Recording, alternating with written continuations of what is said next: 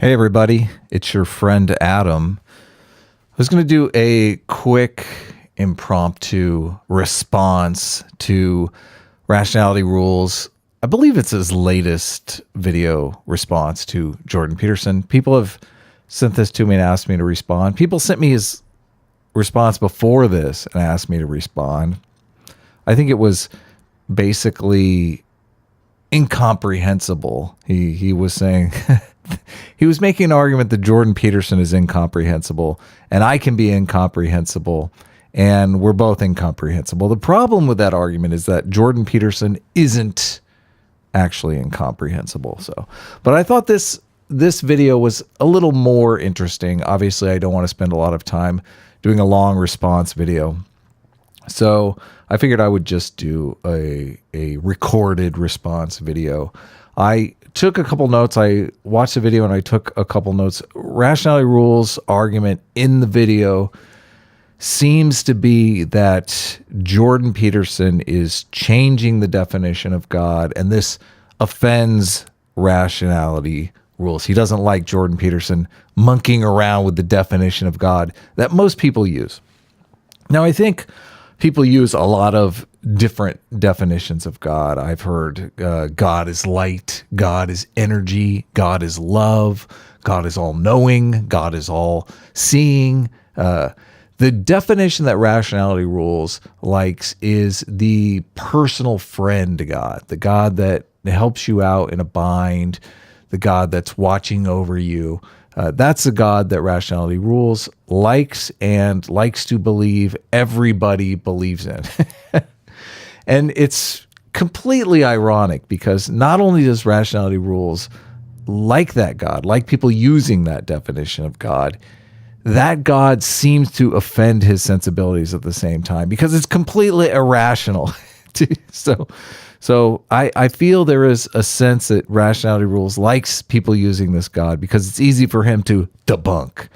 So Jordan Peterson, obviously we all know, is changing the definition of God, redefining God.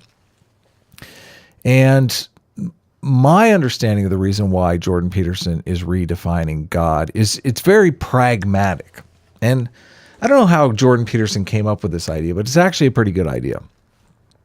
So he's basically, in my opinion, throwing out ideas about God that are just very pragmatic ideas that he's obviously spent a lot of time thinking about that could kind of bridge this gap between modernity, specifically the scientific understanding of religion, and religion itself. A lot of modern people have abandoned religion because they don't feel that religion is useful. And Jordan Peterson is trying to show them how it is useful, how it's been time tested by evolution, how there's all these things that are useful about religion that the atheists really haven't taken into consideration, which I think is pretty interesting.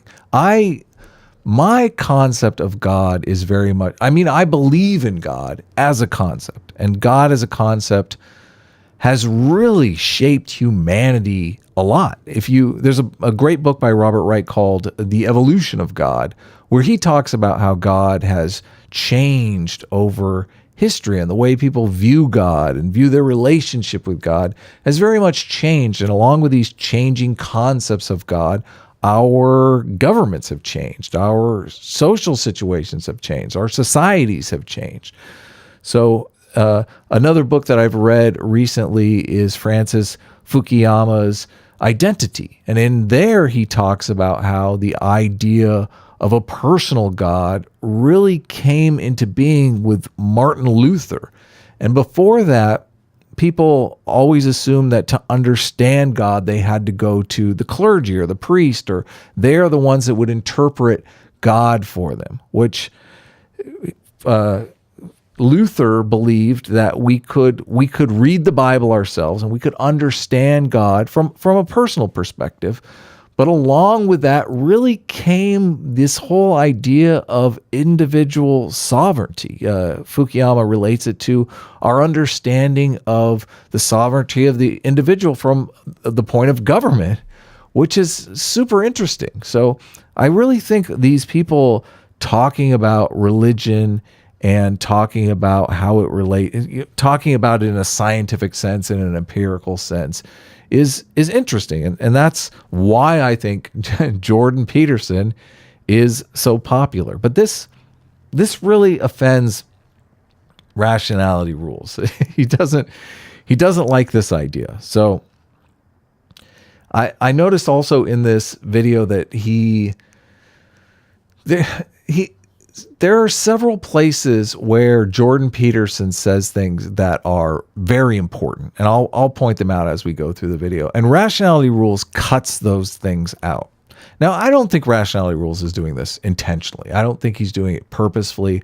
I don't think he really knows that those things that Jordan Peterson are saying are important. But that's one of the reasons why I wanted to respond to this. And also, he uses a clip where Jordan Peterson explains all his different definitions of God, which I think are interesting, some of them more interesting than others. But as I said, I mean, I think that he is using these ideas of God. God, the idea of God creates communities. It creates, I mean, there's an argument to be made that it's created society.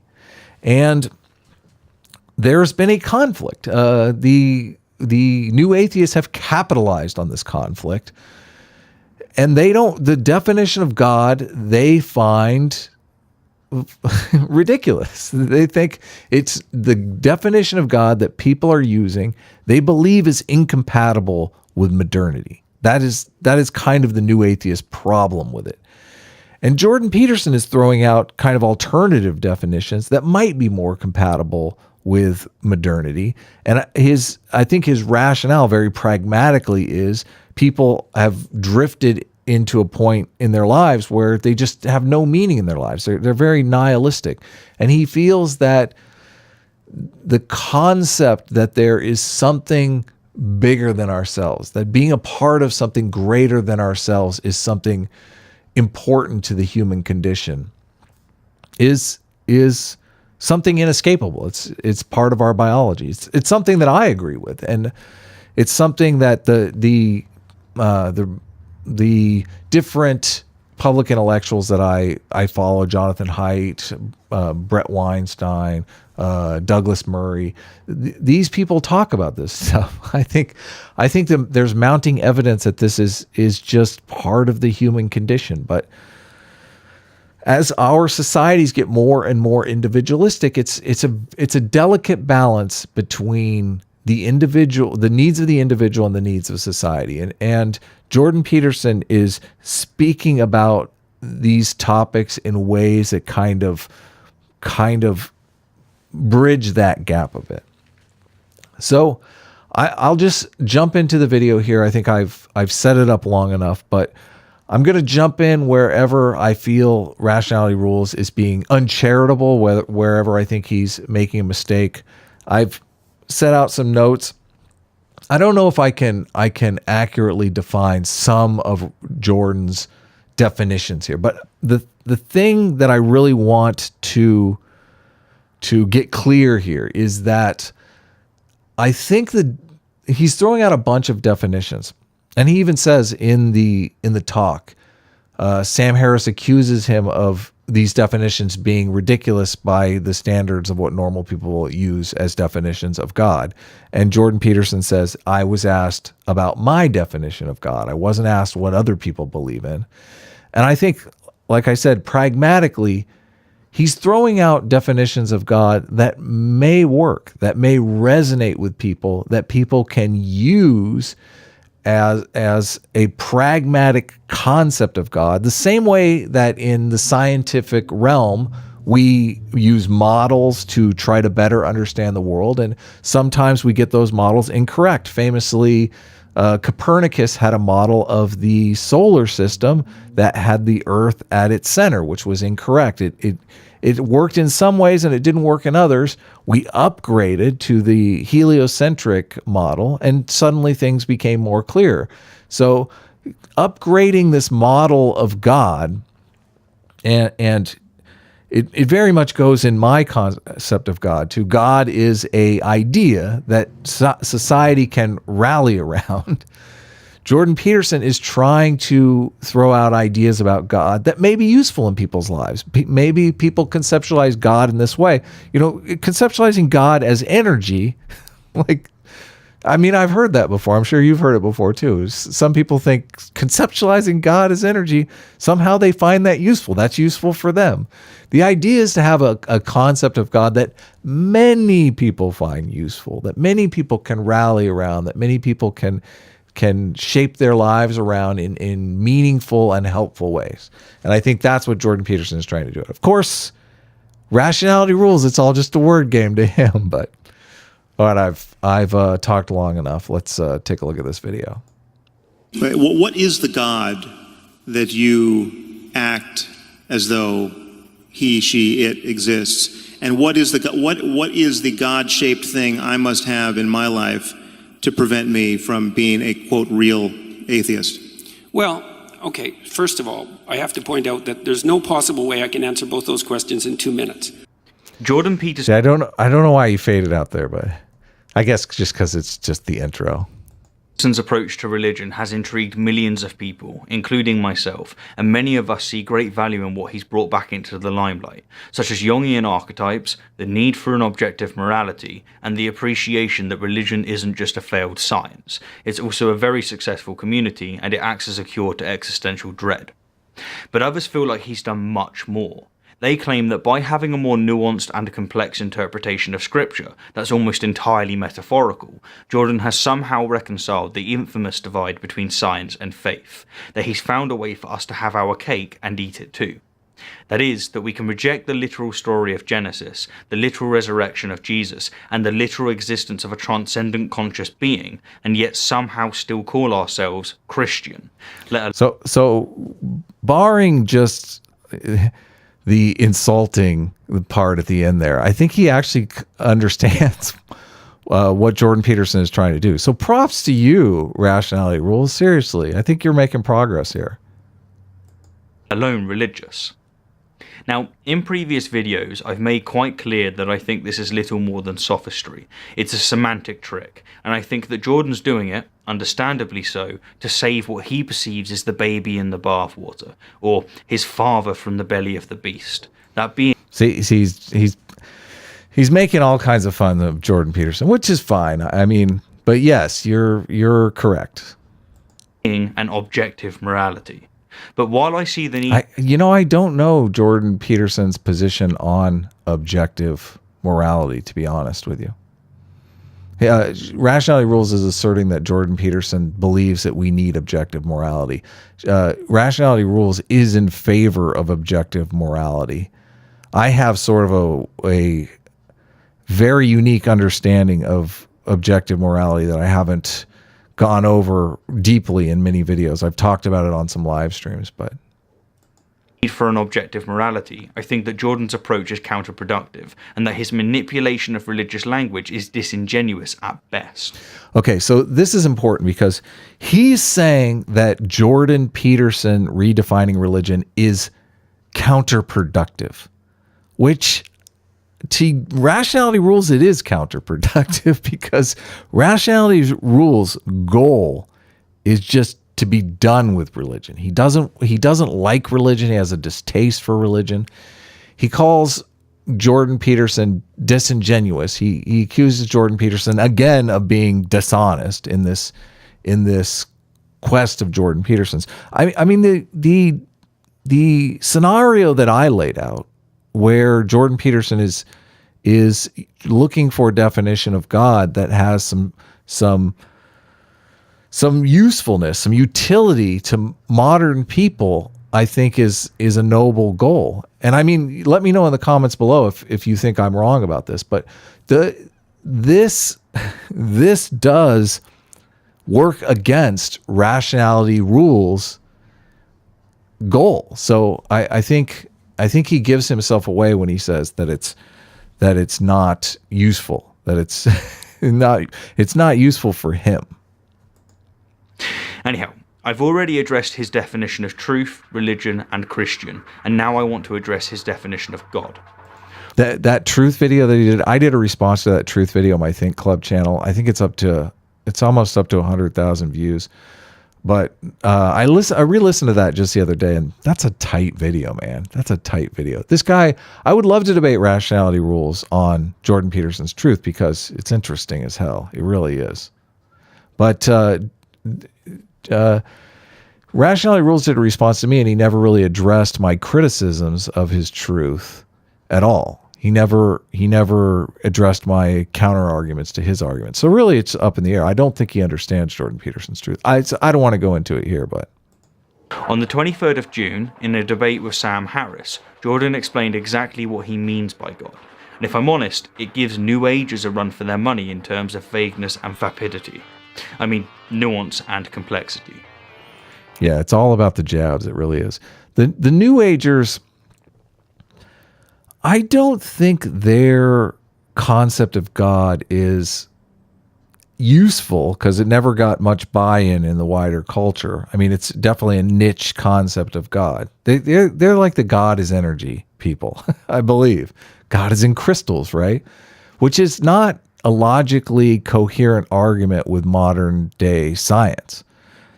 Jordan Peterson's argument is logically coherent with both evolutionary biology and Durkheimian sociology, which, I mean, I don't know that the New Agers, I don't know that the energy model, God is energy, I don't know that that model is compatible with evolution. This is Jordan Peterson's God, Debunked.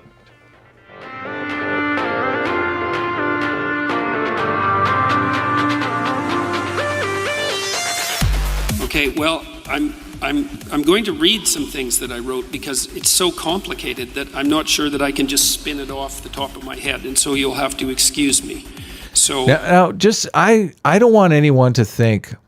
I understand that Jordan Peterson is there's a political aspect to this whole definition of God thing as well. Jordan Peterson right now is getting very famous, and he is in a position to speak to two camps that have been fighting one another. Now, Rationality Rules is very much in this fight. He's on the new atheist side. He thinks he's on the science side. This is one of the things that I find maddening is that I think they give lip service to science, but I don't really think they're on the science side because they're not studying religion from a scientific perspective. They're studying it from a moral perspective. So, but these two, the religious and the anti-religious are two camps that are at each other's throats. And Jordan Peterson is in a position to talk to both of those camps. He has many fans like myself who are atheists, who understand what he's talking about, who've read evolutionary psychology, who've read evolutionary biology, who've read stuff on cultural evolution. So what he's speaking about resonates with us. It makes sense to us. And he's also speaking to religious people, which, so if you get, and I mean, even in my comment section, like I'm talking to religious people, they're talking to me. We have no animosity. We got nothing but love for one another. So that is useful. That is very useful. And if Jordan Peterson came out tomorrow and firmly planted a foot in one of those camps, it would ruin it. It would totally ruin it. So I do understand that political component. I just want to mention it. Like he's not pulling, he's like, I don't feel that it's disingenuous. I feel that it's politics. So. And what I'm going to do is sort of paint a picture by highlighting different things. So now I already made one point here. I made the point that part of the conception of God that underlies the Western ethos is the notion that whatever God is expressed in the truthful speech that rectifies pathological hierarchies. And that isn't all it does. It also confronts the chaos of being itself and generates habitable order. So he's saying a pathological hierarchy would be something like the Holocaust. Like that is the rise of the Third Reich was a pathological social system. Now he's saying God, the concept of God, should confront those pathological social systems, and I think he's probably right there. I've made arguments before in other streams that I think morality and evolutionary survival are linked. And I believe Jordan Peterson is making that argument too. I think his truth argument plays into that as well. That you can, that through a Darwinian process, you can arbitrate the validity of moral statements. You can cross what Hume called the is-ought divide. Now, I'm interested in talking to people about this. I'm not sold on it. I'm not sure that it's the case. I'm very interested that it might be the case. But this concept of God that he has would mean that it was a idea, a concept, an archetype that would confront pathological hierarchies like totalitarian states. Which, don't we need something to confront the potential tyranny? Seems like we do. That's the metaphysical proposition, and that's best conceptualized as at least one element of God. And so I would think about it as a transcendent reality that's only observable across the longest of time frames, the longest of iterated time frames, to your point. So okay. See, Brett's nodding his head there a little bit, like he gets it. Brett totally gets it. Brett talks about this stuff all the time. I've been listening to a couple of his talks, and Brett's idea is very much grounded in empirical evidence and scientific study. He's saying that we have these programs that are running in us that are just sensory-based programs that elicit certain behaviors in certain environments. And he's saying that when the totalitarian state comes into reality, different programs take over. You know, the niceties that we experience today in modern life can turn into atrocities overnight if these programs are activated. Okay, so here's some propositions, and they're complicated, and they need to be unpacked. So I'm just going to read them, and that'll have to do for the time being. So God is how we imaginatively and collectively represent the existence and action of consciousness across time, as the most real aspects of existence manifest themselves across the longest of time frames, but are not necessarily apprehensible as objects in the here and now. So what that means in some sense is that you have conceptions of reality built into your biological and metaphysical structure that are a consequence of processes of evolution that occurred over unbelievably vast expanses of time, and that structure your perception of reality in ways that it wouldn't be structured if you only lived for the amount of time that you're going to live. And that's all. So that idea, that concept that he just threw out is completely compatible with what Brett Weinstein is talking about. That you have programs running in you that are very simple programs that are just, they take in sensory data and they elicit behaviors as a response to certain sensory data. The Haidt talks about this stuff too. So that makes complete and utter sense to me. Also part of the problem of deriving values from facts, because you're evanescent and you can't derive the right values from the facts that portray themselves to you in your lifespan, which is why you have a biological structure that's like 3.5 billion years old.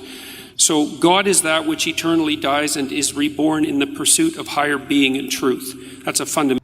Okay, that's one doesn't really do anything for me.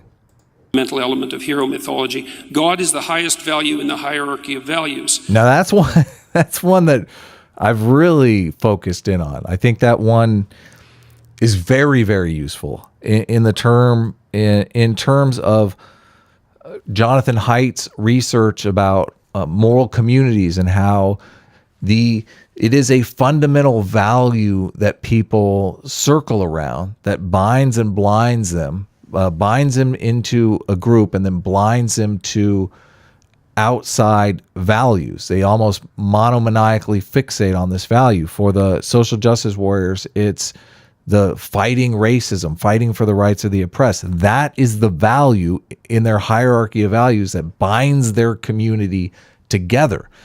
Communities are being bound together around the value of free speech, truthful speech. I mean, you could make an argument that that is Jordan Peterson's highest value: truthful speech, not lying to yourself, not letting these pathological hierarchies develop in your family, in you, in your communities, not taking advantage of people. There's an argument to be made that that should be the highest value. And when people take that value together, a community forms around them. So that makes sense to me. That's a great concept. It's much deeper than the concept of God is energy or God is light. It's another way of looking at it. God is what calls and what responds in the eternal call to adventure. God is the voice of conscience. God is the source of judgment and mercy and guilt. So God is curiosity, the call to adventure, and that which responds. God is also our conscience. When tyranny arises and we feel that we should speak up, that speaking up is often in those situations a selfless act. So, I mean, this totally clues in with the concept of God that I think could be culturally useful. And I'm talking about God as a concept now, which I think is really the next stage for the development of God, that is a concept of God that is compatible with modernity. And I think that's Jordan Peterson's mission. God is the future to which we make sacrifices, and something akin to the transcendental repository of reputation. Here's a cool one if you're... Now, Brett Weinstein, I watched a talk recently, and he actually talked about one of these programs being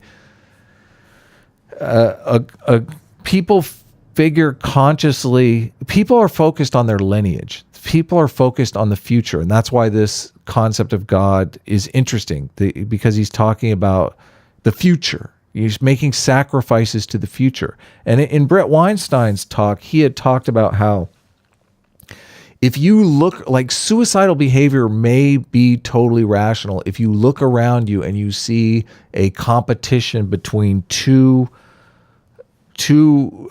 groups, and you see that group trying to drive you to extinction, then fighting that group for your lineage, for your future, is completely rational. Now, Brett Weinstein, I don't want to promote these programs, because Brett Weinstein is saying that these programs exist and that the best way that we can circumvent this programming is through understanding it. We have to understand it before we can change it.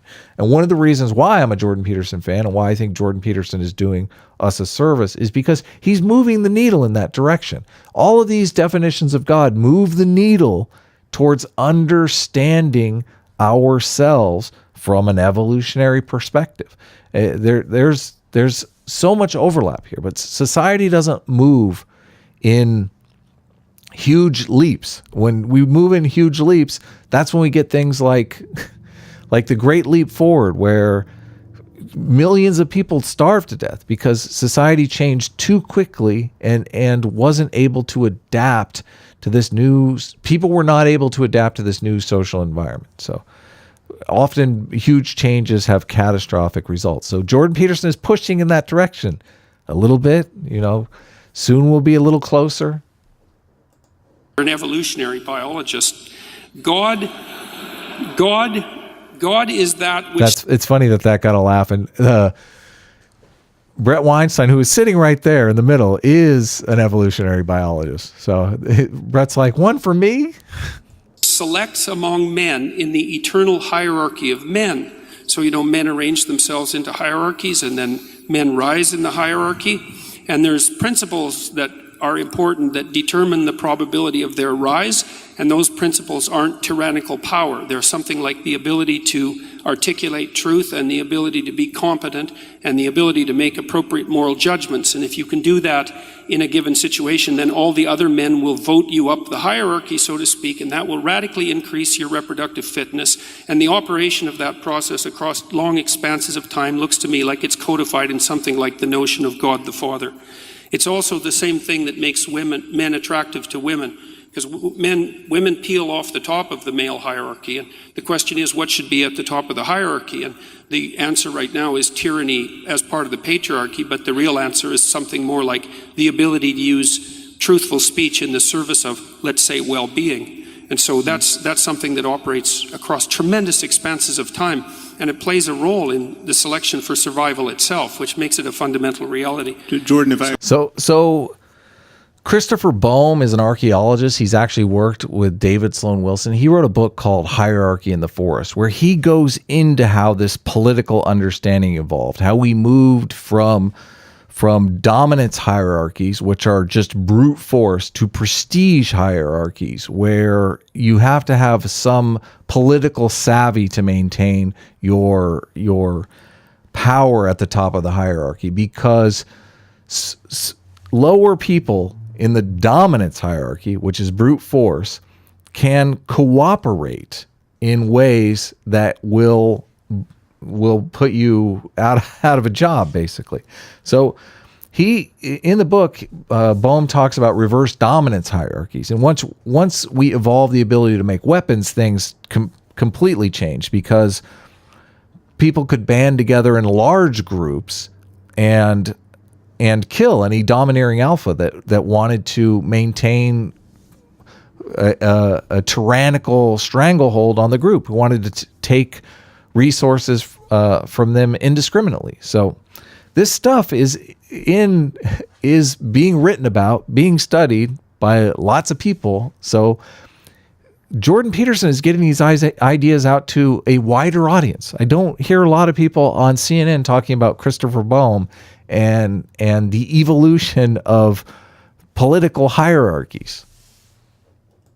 Can I just cut in here with one question? I'll stop with that for now. So there's Jordan's definitions of God. In a nutshell, he stuck the word God onto several things, that being good, existence and consciousness, evolution and action. Indeed, he's not asserted that these things are evidence for God, he's asserted that they are God. To make this clearer, let's take another listen. So God is a concept. And I mean, I'm curious about what Rationality Rules thinks about this God as a concept thing. I really am, because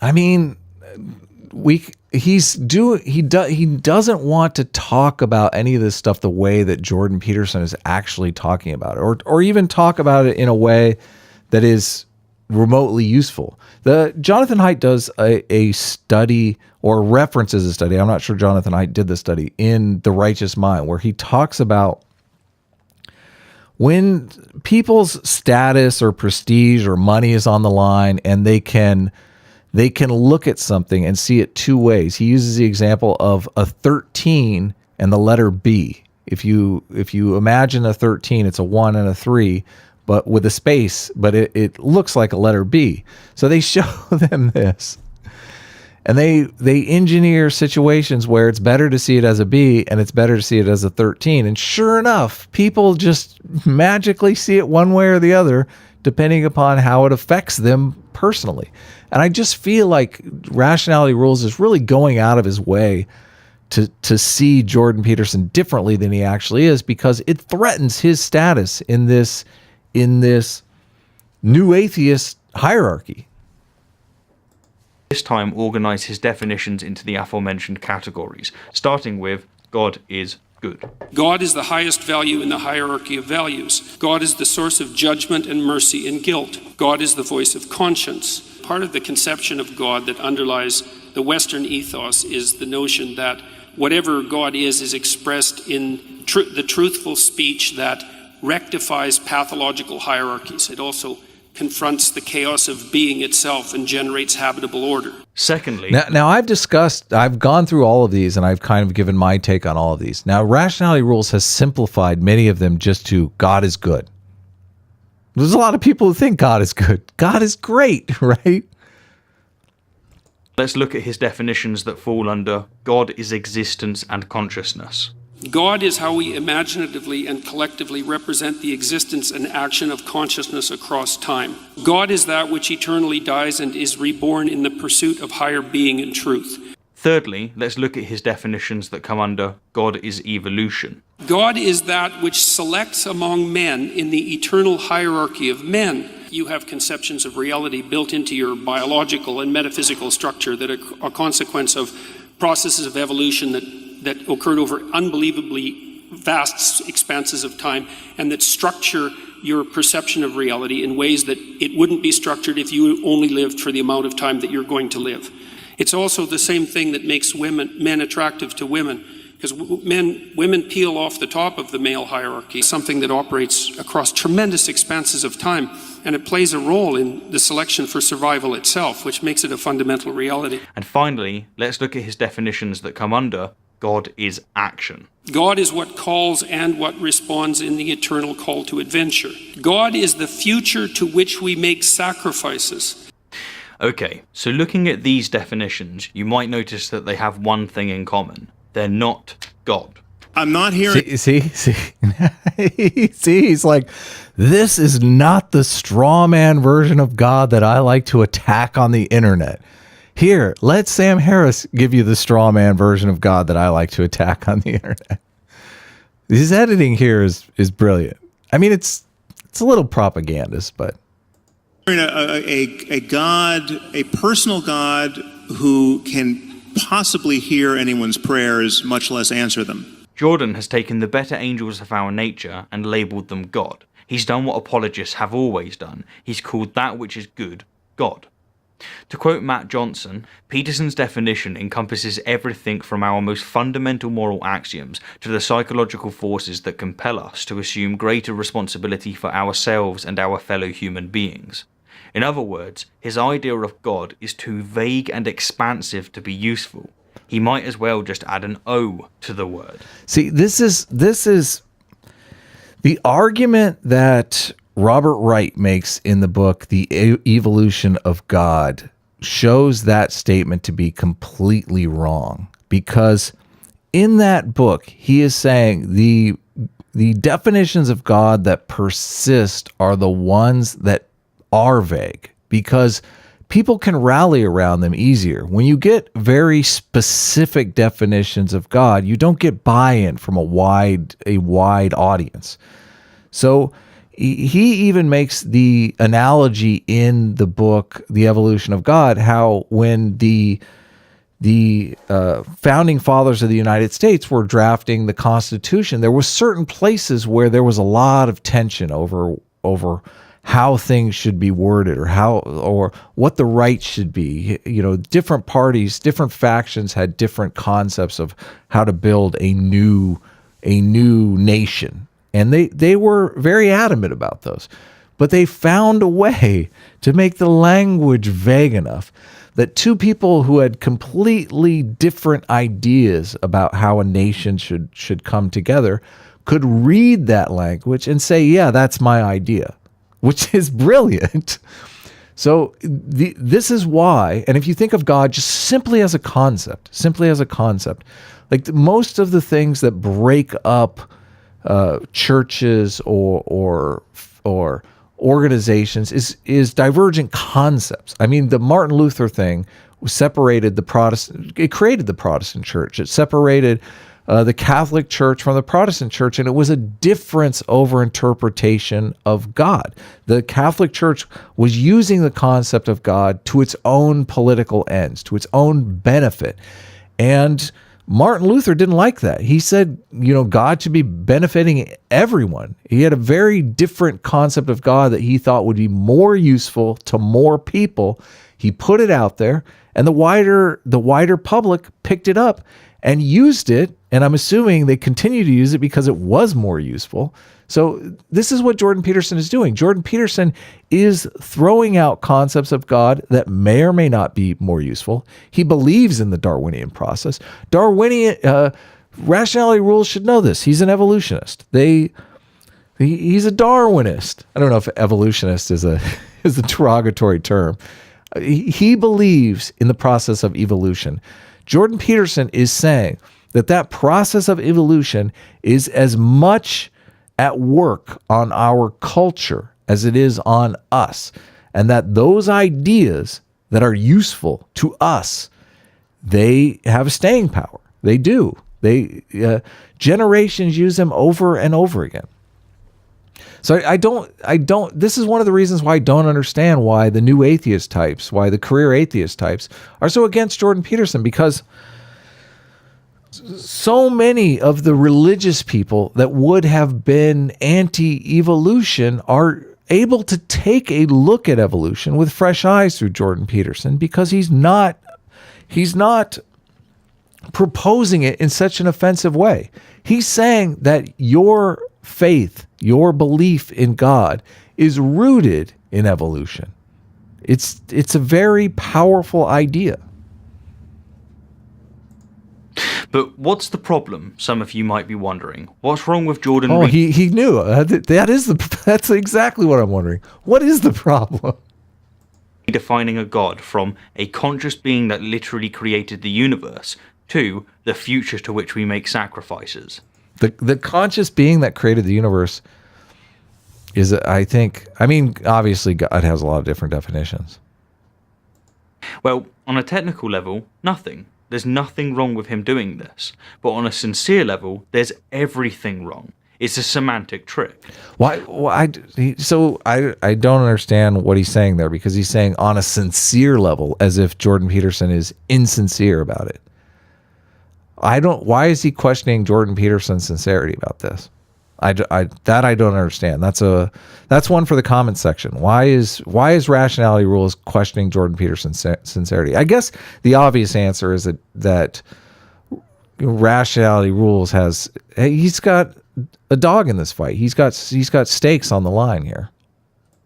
Or as Sam put it, You could do the same thing with the idea of ghosts, right? So people traditionally have believed in ghosts.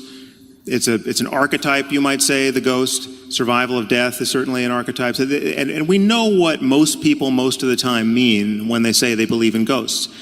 And I say, I don't believe in ghosts. And you say, no, you do believe in ghosts. Ghosts are your relationship to the unseen. That's a ghost.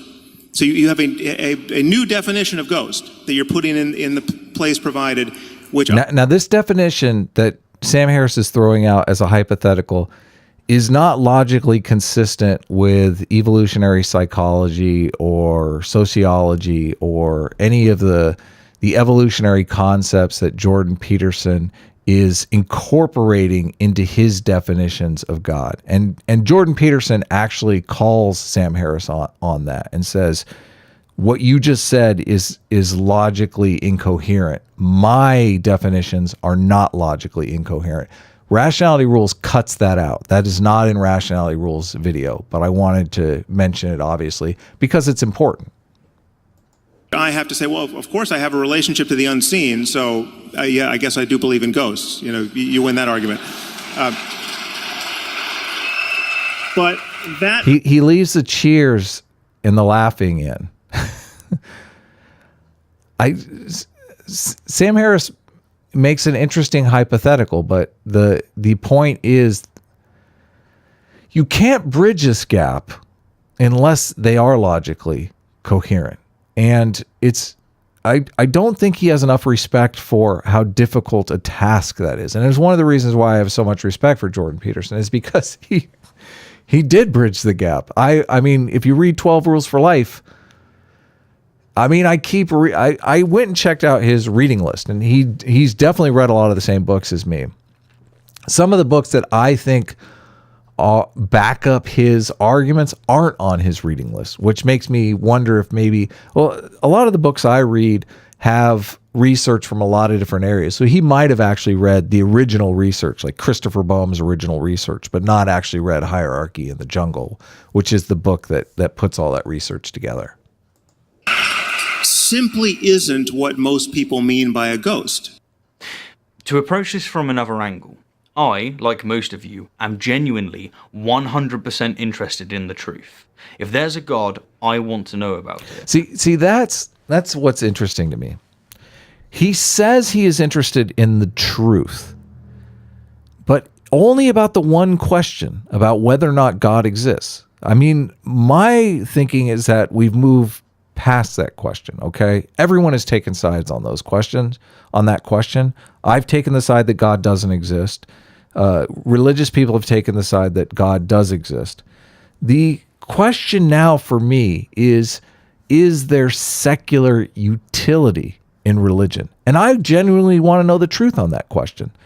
And I think the truth, bound by the scientific principle and the laws of evidence and repeatability and all those good things that rationality rules claims to support, that religion does have secular utility. It really does. So if rationality rules is really interested in the truth, wouldn't he want to know that? And that's why I spend an almost unjustifiable amount of my time discussing with believers their various arguments and supposed evidence for their religion. See, but he's not talking to those believers to find out the answer to the does religion have secular utility. He's trying to talk them out of their belief in God. He has an axiomatic belief that believing things that are untrue, despite tons of evidence. Sitch and I are supposed to watch a Don Hoffman video, not this week, but next week, where Don Hoffman presents ironclad evidence that knowing the truth, seeing the world as it actually is, goes evolutionarily extinct in every computer model that he's put together. So actually knowing the truth is not necessarily evolutionarily advantageous. So, but axiomatically, rationality rules believes knowing the actual truth is what is going to be good for you, is going to provide the utility of meaning in your life. So I would much rather know the truth about how religion affects us in the here and now than to fixate on this concept of whether or not there is a God in the afterlife. And so when someone like Jordan comes along and not only asserts that Christianity is true, but that I'm a Christian. You're Christian, Judeo-Christian, let's say, to the core. He's got my attention. But when it turns out that after months... So he kind of takes that out of context, because what Jordan Peterson is saying there is that your ethics are Christian, which I don't... Rationality rules would have to... I mean, he would have to have different ethics in Christianity to counter Jordan Peterson's argument that the ethics that you act out are your religion. We've been over this before, but I guess rationality rules is just upset that he's been called a Christian, which is just a semantic game. Months of vague rhetoric, countless word salads, and incessant evasion. Word salad is like a virtue signal now. Like if you say word salad, people know which side of the Jordan Peterson argument you're on. All he's done is redefine every damn word of importance in order to make his position coherent. I find this incredibly disingenuous. If it's true enough so that if you act it out or hold it, that increases your chances of survival and reproduction over long spans of time, that's true. Everything you act out is predicated on your implicit axioms. And the system of implicit axioms that you hold as primary is your religious belief system. It doesn't matter whether you're an atheist or not. That is the hierarchy of values that he just explained. Is that which selects among men in the eternal hierarchy of men. So he's playing the clips together. Rationality rules knows that he's saying that this argument is coherent, I guess. I've said this before and I'll say it again. Jordan is no doubt a very intelligent and insightful man, but when it comes to philosophy and religion, he's abysmal. Oh man, you couldn't just leave it there. You couldn't just leave it at the intelligent. You gotta do a little punch in there, huh? So mean, man. Come on. Before wrapping up, let's go back to the comparison between Jordan's God and the God of New Age. When I first called Jordan the Deepak Chopra of Christianity, I got a lot of backlash, but I still maintain my words. You got backlash because he's not the Deepak Chopra of Christianity. I've actually watched some Deepak Chopra stuff, and Deepak Chopra, I honestly think Deepak Chopra is doing the same thing that Jordan Peterson is doing, in that he's throwing out new ideas about God that may have buy-in. This problem of God and modernity has been going on for quite some time. Deepak Chopra's ideas, though, are not compatible with modern science in the way that Jordan Peterson's are. There's a guy, Don Hoffman, who's working on the problem of consciousness, and he has this really interesting way of addressing the problem. Now, I'm not convinced Don Hoffman is right. Don Hoffman is not convinced that he's right. But he's saying we've been attacking the problem of consciousness for so long and not making any headway that it's time to try something radical. And he is trying something radical. And it falls a little bit in line with Deepak Chopra's idea that our consciousness creates reality. Now, like I said, I don't know if I buy this. Don Hoffman doesn't know if he buys it, even though it's his own research.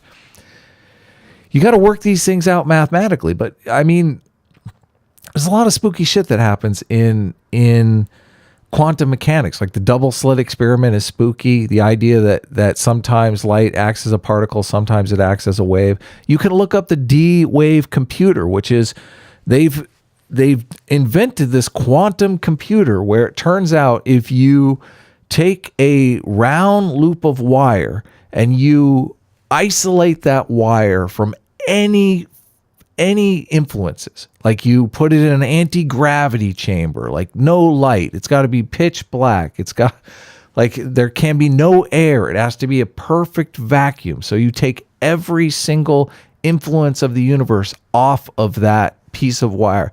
You can actually make electrons run both ways at the same time, run left and right at the same time, which is impossible in the real world. And that's how they do quantum computing, which is bizarre. So the world, the universe that we live in, science is proving is more bizarre every single day. So I do believe that Deepak Chopra doesn't understand any of this stuff. He's throwing out concepts of God that people may find useful in their daily lives, but some of Don Hoffman's work kind of lines up a little bit with Deepak Chopra's ideas, and now Deepak Chopra thinks my ideas are going to take off.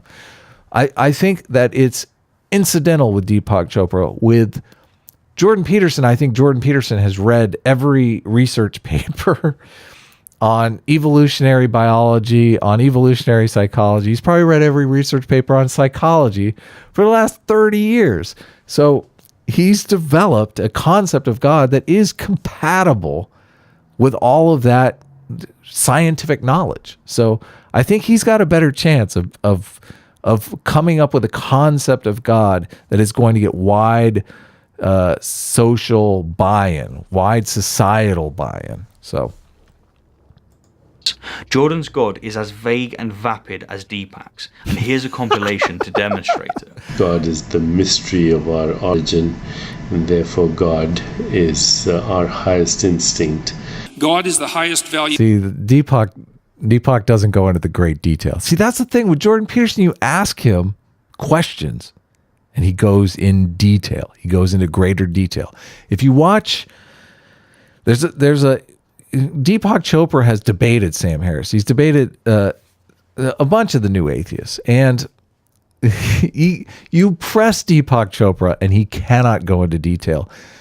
Sam Harris pressed Jordan Peterson for 8 hours, 4 2-hour discussions, and Jordan Peterson's like, as deep as you want to go. How far down the rabbit hole do you want to go? In the hierarchy of values. We are a drop in the ocean of consciousness that we call God.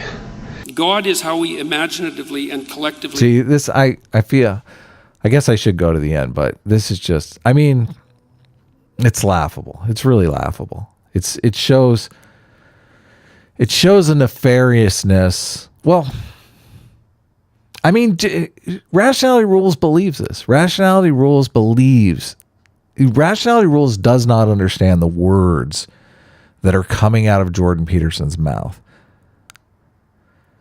I don't know. Maybe I'm giving him too much credit, because there are places in this video where he seems to understand what Jordan Peterson is saying. It's just he can't get past his hatred of religion to study religion from a scientific perspective.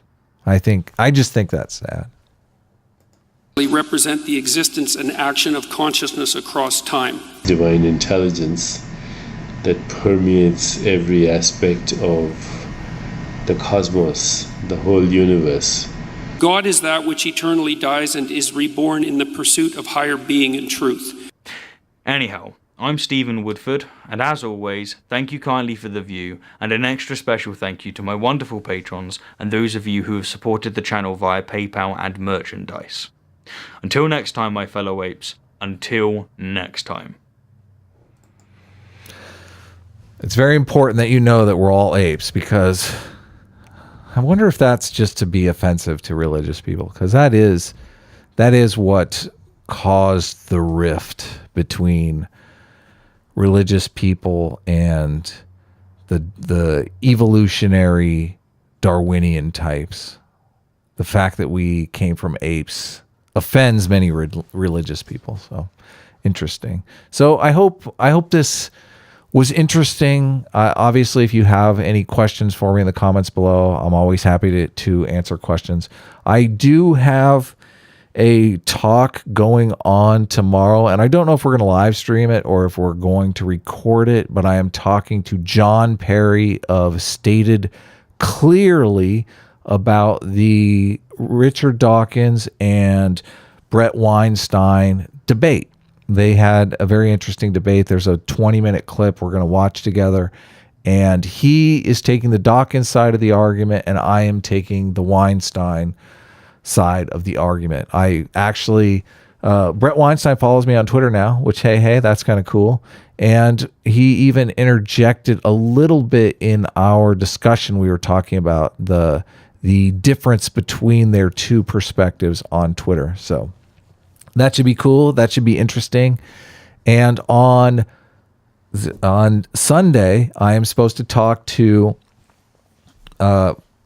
Sitch, and I are going to talk to one of the guys from Zero Books, Ben. I'm spacing on his last name, but Ben was nice enough to. He's made some rather critical videos of Jordan Peterson. Obviously, Sitch and I think that he is being uncharitable with Jordan Peterson rather than blasting him, which is the big mistake I made with well, actually not really, because I did reach out to Rationality Rules before I ever made a video about Rationality Rules. I reached out to him, but he was unresponsive, so we blasted him. So, but I talked to Sitch, and I'm like, well, we should just ask these people, before we go after them on the internet, see if they want to talk to us. So he stepped up, manned up. I don't know. That's probably offensive to his side, but it should be an interesting talk. We're going to watch actually, he wants to watch my Marxist video, the Jordan Peterson Marxism video that I have on Think Club. It's almost to 500,000 views. So he wants to let me know where I'm getting it wrong, which should be fun. Should be interesting. Sitch will be along to point out discrepancies. So thank you kindly for the view, and I will end it there. Take care, everyone. Well, first of all, if you don't have a purpose, it isn't that your life becomes neutral in a meaningless sense. It's that your life becomes characterized by unbearable suffering. Because the baseline condition of life is something like unbearable suffering.